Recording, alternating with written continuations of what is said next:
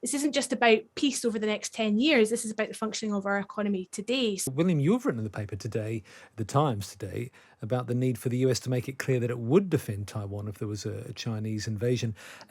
Has the US not already made that abundantly clear, or do you think actually the Chinese see some weakness there? Well, I think the US position has been confused, and that's why I've written the article. It's been for a long time, it's been what they call strategic ambiguity. Keep China guessing about whether the US would protect Taiwan militarily. And that has served its purpose over the last 30 or 40 years when there was only a very small risk of China trying to seize Taiwan. Now, the point of my column is we're entering a decade where there's a much higher risk of that. And so it's better if intentions are made clear at the outset. You don't want to be the United States saying at the last minute we are going to defend Taiwan when the Chinese are already getting ready to take it. That needs factoring in for the long term if we're going to avoid a war, a world war. And I give examples of how, one of the reasons the First World War began was because countries underestimated the intention of the other powers to defend small countries like Belgium. So we mustn't make that same mistake again. Do you think the US would defend Taiwan? Yeah, I think they would. Absolutely, I think they would, because I think if they failed to do so, you would see the collapse of their alliances across the Asia Pacific, the humiliation of US power, that Japan and South Korea would lose faith in American protection, maybe develop their own nuclear weapons as a result. So you would really see a disaster for US and Western interests if they didn't protect Taiwan.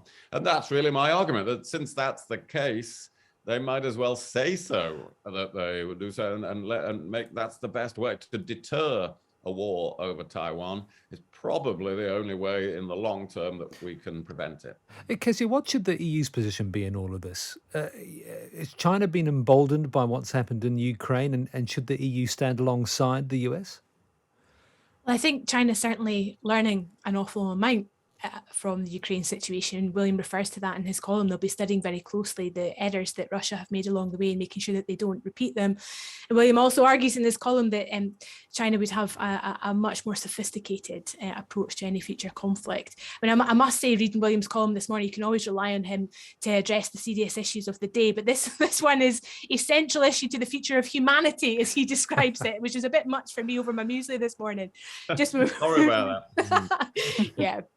Because that is a good point you make there, because for a lot of citizens of the UK, and perhaps I think the EU as well, the future of Taiwan is not front and centre for them. And perhaps, although William says, yes, the US will definitely defend Taiwan, do you think a lot of people, as you say, waking up in their breakfast to say, right, Taiwan, that really engages me?